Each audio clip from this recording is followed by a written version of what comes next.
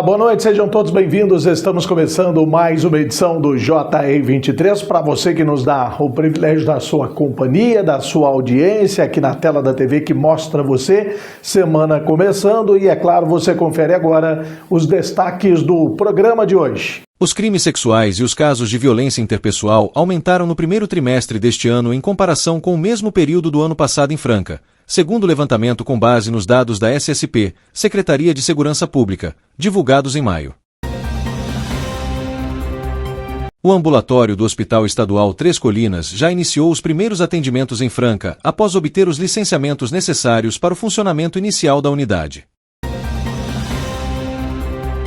O SESI Franca venceu Mogi por 88-70 neste domingo, 10, no ginásio Hugo Ramos, em Mogi das Cruzes, e virou a série das quartas de final do NBB 2025-2026 para 2-1.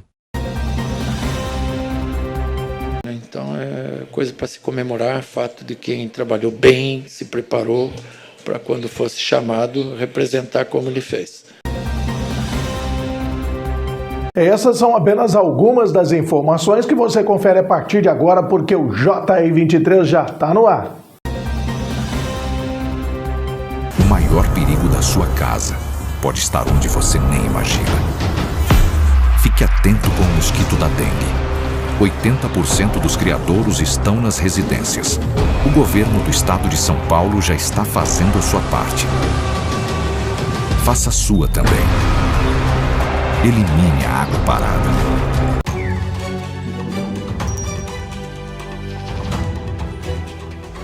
Por onde passam, os incêndios florestais costumam deixar um rastro de destruição, e os efeitos para os animais silvestres podem ser devastadores.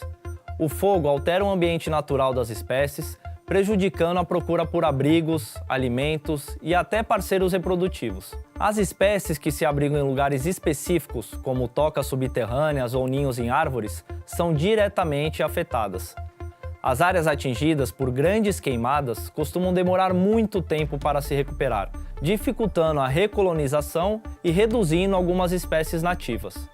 Em casos graves, os incêndios podem levar até mesmo à extinção de espécies inteiras, especialmente as mais lentas, como alguns insetos, répteis e anfíbios, que não conseguem fugir rapidamente.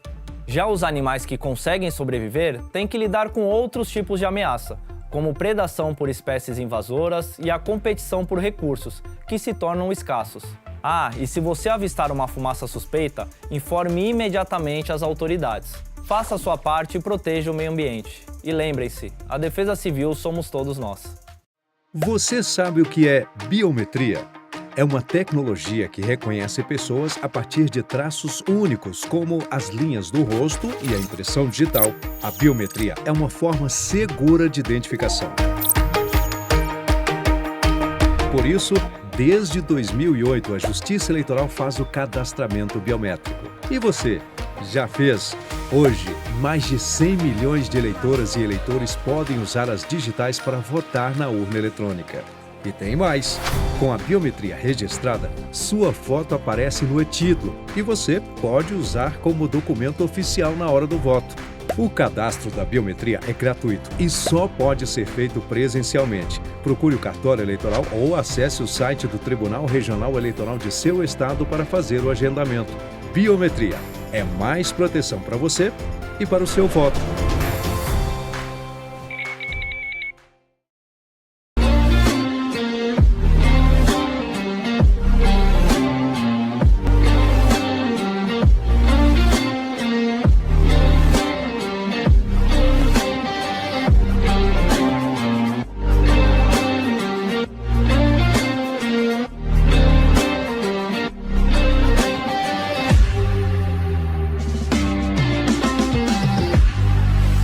Uma nova opção, dinâmico e diversificado, uma multiplataforma em serviço da informação, notícias, entretenimento e variedade. O que você precisa saber para começar o dia, na velocidade do tempo, a informação que vai de encontro com seu interesse. www.portaldefranca.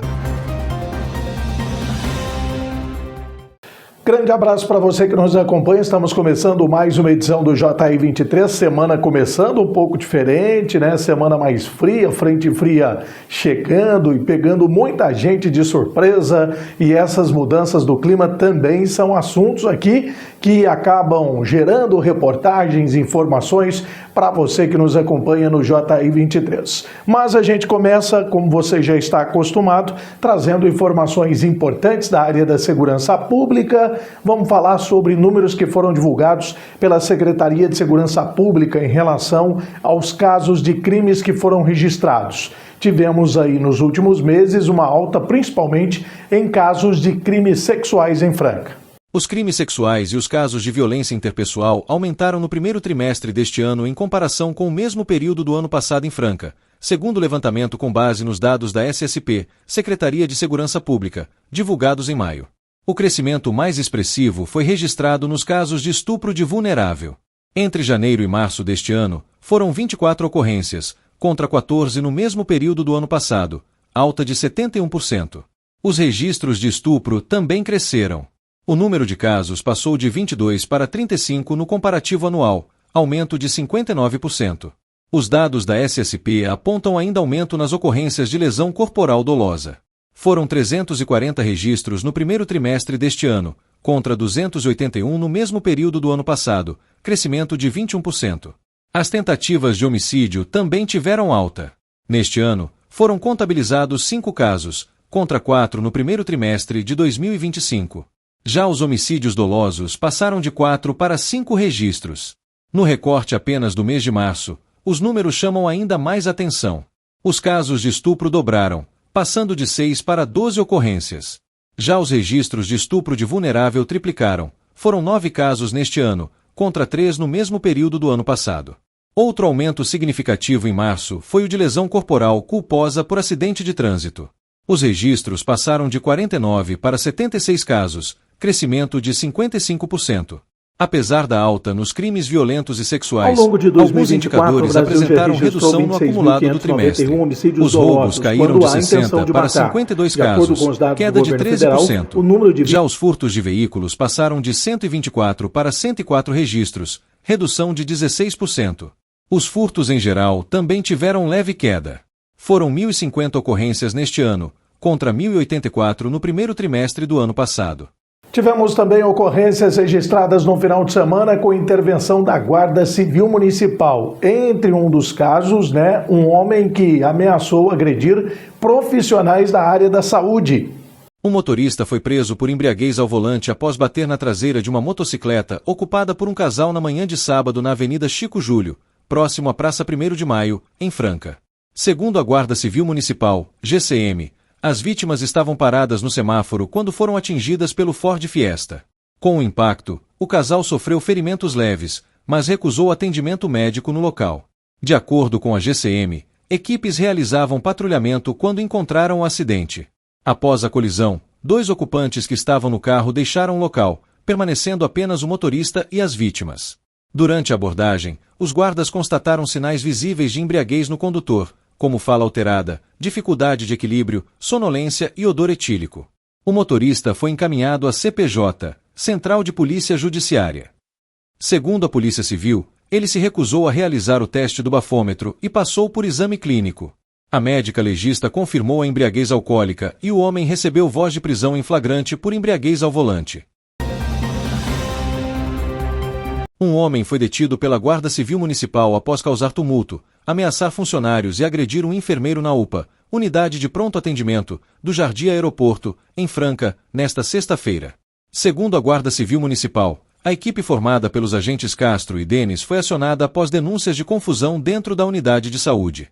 No local, os guardas encontraram o suspeito em estado de extrema alteração e agressividade, causando transtornos no atendimento. De acordo com a corporação, durante a abordagem, o homem agrediu um enfermeiro e precisou ser contido com o uso de algemas para garantir a segurança de funcionários, pacientes e acompanhantes que estavam na unidade. Ainda conforme o registro da ocorrência, o suspeito exigia atendimento imediato de forma intimidatória, provocando medo entre pessoas que aguardavam atendimento, incluindo idosos e crianças. Durante o tumulto, ele também teria ameaçado funcionários da UPA, afirmando que retornaria ao local para matá-los. Após ser contido, O homem foi levado ao plantão policial junto com as partes envolvidas para o registro da ocorrência. Intervalo rapidinho na sequência, informações que, é claro, mexem com o seu dia a dia, aqui na tela da TV que mostra você, com toda a nossa equipe de jornalismo da TV Franca. Mais uma breve pausa e já já a gente está de volta. Ô, Sô, você está acostumado a me ver aqui contando uns caos, umas piadas, fazendo o povo rir, né? Pois então, mas hoje aqui a prosa é séria. O Hospital do Câncer de Franca é um lugar onde a coisa é pra valer mesmo. Lá é sério. Lá eles tratam de câncer de bebê, de jovem, de adulto e de idoso. Como nós falamos na roça, de mamana caducando. Eles acolhem todo mundo. E é por isso que eu tô aqui, pra modo de pedir a sua ajuda. Vamos ajudar o Hospital do Câncer de Franca e cuidar de quem precisa, senhor. Então, meu povo, bora doar, que ajudar é coisa séria, mas não precisa ser sem graça também, né? Bora fazer esse bem acontecer, mexer o doce pra não azedar, bora pra riba, que pra baixo é contramão. Então partiu ajudar o Hospital do Câncer de Franca. Seja um parceiro do bem, senhor, porque ajudar é sempre uma coisa boa. Né não? Acontecido.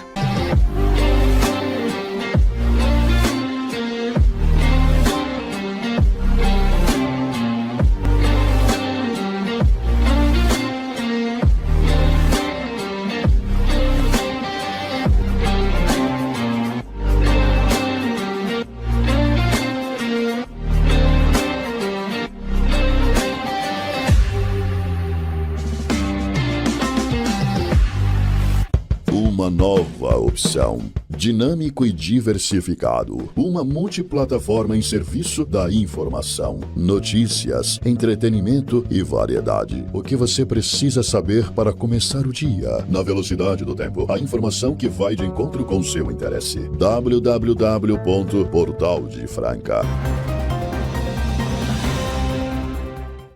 Já estamos de volta com o JR23 e agora começando, o segundo bloco do programa no início dessa semana. Espero que você tenha passado aí um excelente finalzão de semana comemorando aí o Dia das Mães. Vamos falar agora sobre a área da saúde, muito importante, Um investimento que passa de 200 milhões de reais, é muito aguardado, ainda não foi inaugurado de maneira oficial, mas o Hospital Três Colinas, que é o hospital do governo do estado, já começou com os primeiros atendimentos em Franca.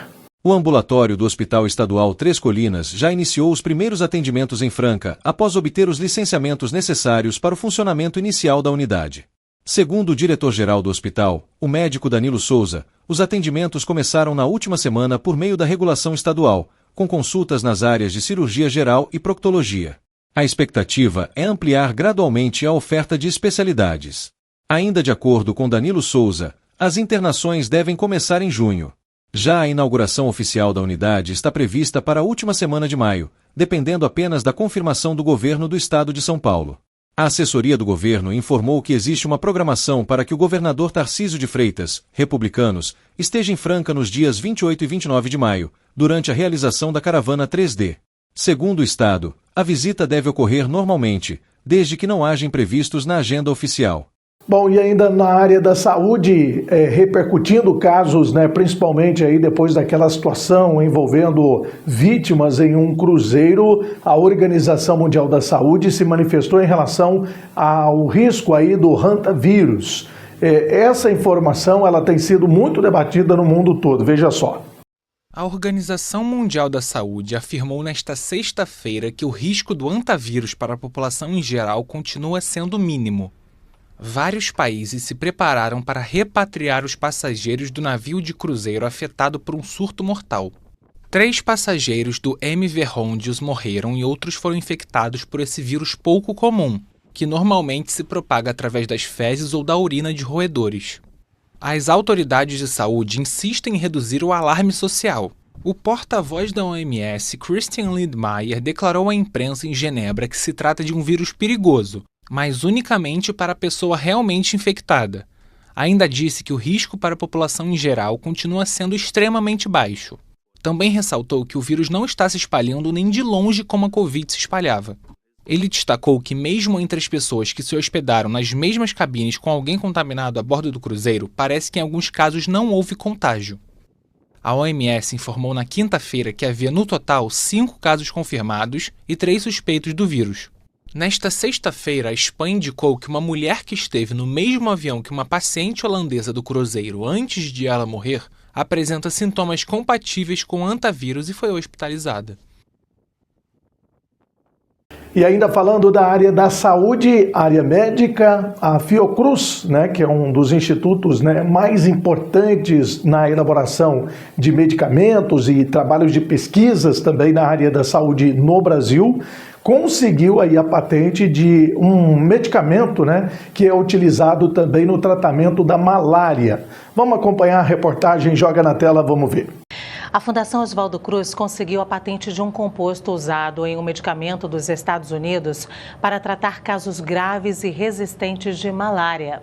O composto que a Fiocruz está autorizada a produzir faz parte da fórmula de remédios que combatem casos mais letais da doença. A malária é uma enfermidade tropical grave causada por um micróbio transmitido por um tipo de mosquito. Tem cura, mas o paciente precisa receber tratamento rápido e adequado para não morrer. Além da Fiocruz, de eficaz, esse composto que a Fiocruz poderá usar tem baixo custo de produção. Mais um intervalo rapidinho e na sequência as informações do mundo da bola. O JR23 volta já já. Mais uma vez, o Hexa vai ter que esperar. Escuta isso. Esse é um chamado. Chamado para bater de frente. De 4 em 4 anos, o país inteiro vibra na mesma emoção. Daqui de dentro, eu já vi isso acontecer. Ano de Copa também é nosso ano. Porque nunca existiu Copa sem a nossa camisa. Nós somos herdeiros do maior reinado que o futebol já viu. E torcer é o nosso legado. Às vezes bate o medo, bate a dúvida, bate a insegurança. E a gente segue. Faz meme, diz que é só futebol. Mas não é. Porque quando isso bate, bate onde dói. Então é quando dizem que acabou, que o futebol morreu, que não é mais como antigamente. Mas daqui de dentro, eu já vi isso acontecer antes. E eu já vi a gente dar a volta por cima. Porque na vida e no futebol, o brasileiro sempre bate de frente. Bate onde mora o orgulho. Bate que eu bato de volta.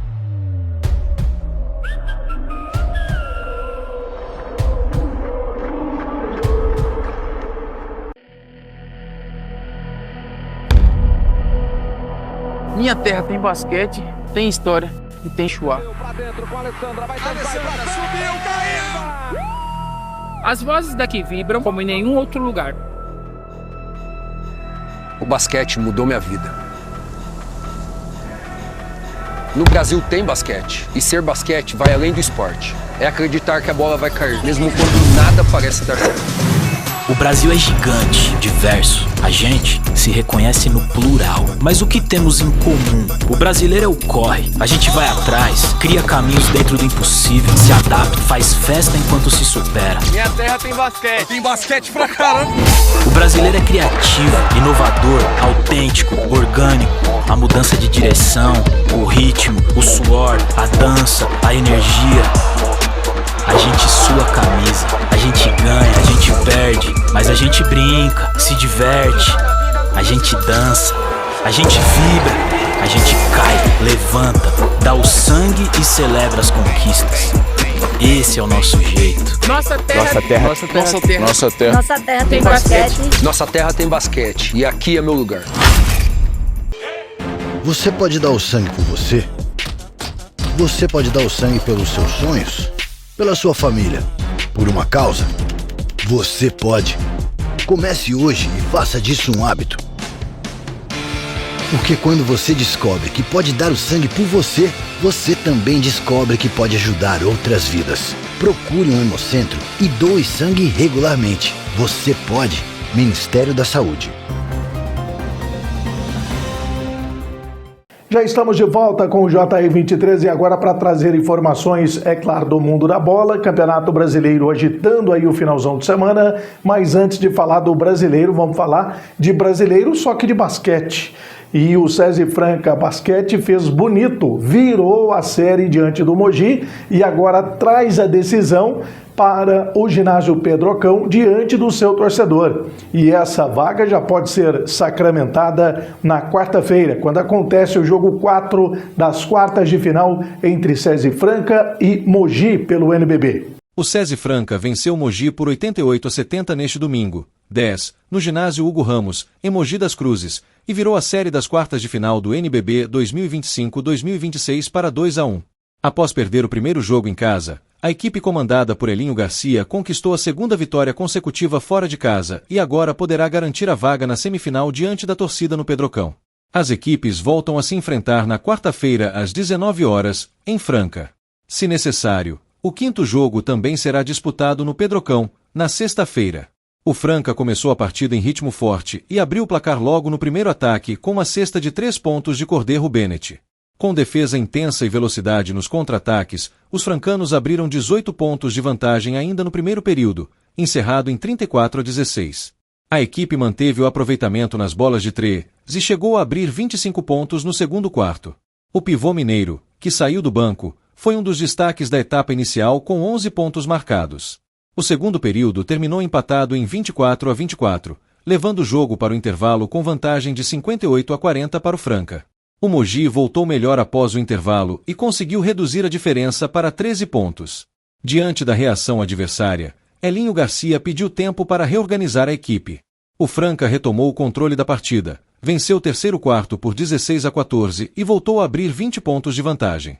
Nos minutos finais, os tetracampeões do NBB administraram o resultado e confirmaram a vitória fora de casa. Os principais pontuadores do Franca foram Mineiro, com 16 pontos, Bennett, com 13, Georginho e Rodrigues, com 12 cada, além de Laterza, que anotou 11 pontos. Pelo lado do Mogi, Ruivo foi o cestinha da equipe com 15 pontos. E agora sim vamos falar do Campeonato Brasileiro, que teve clássico e teve de tudo nesse clássico também entre São Paulo e Corinthians, melhor para os corintianos. O Palmeiras ficou apenas no empate, o Santos conseguiu uma importante vitória. Veja no resumo. O majestoso deste domingo teve de tudo: confusão, atraso, erro em saída de bola, gol coberto por papel, gritos de olé, gol contra e muita bola na rede. Resultado: vitória do Corinthians sobre o São Paulo, por 3-2, dentro da Neoquímica Arena, em duelo válido pela 15ª rodada do Brasileirão. Ranielli, Mateuzinho e Breno Bidon construíram a vitória alvinegra na capital paulista, enquanto Luciano e Mateuzinho, contra, fizeram para os visitantes. O resultado melhora o momento recente do Corinthians, que abriu a rodada na zona de rebaixamento. Os comandados de Fernando Diniz seguem na parte de baixo da tabela, mas com 18 pontos somados. O tricolor, enquanto isso, estaciona nos 24 pontos e segue no G4. O próximo compromisso do Corinthians é na quinta-feira, contra o Barra, pela volta da quinta fase da Copa do Brasil. Na ida, o alvinegro venceu por 1-0. O São Paulo, por sua vez, também define vaga no torneio neste meio de semana. O adversário é o Juventude, em Caxias do Sul. Na ida, vantagem tricolor, também por 1-0. A gente, para nunca errar, ali sair jogando, só se a gente não fizer, né? E foi um erro do Ranieri, mas ele foi, não é um erro tipo de erro que eu condeno no futebol. Eu condeno a falta de vontade, que o Ranieri nunca falta de coragem para fazer as coisas. Ele foi corajoso para tentar fazer, e um erro que aprende com o erro.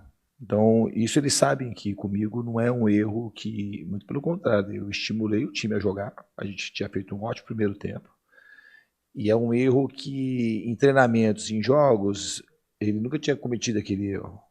E quando você comete esse tipo de erro, ele não é para inibir o jogador, é para ele aprender que aquele lance é um lance mais difícil da bola entrar e o lance por dentro, que a gente sempre fala para evitar o passe frontal, Só dar esse passe mais frontal quando está muito escancarado e com uma margem de segurança alta.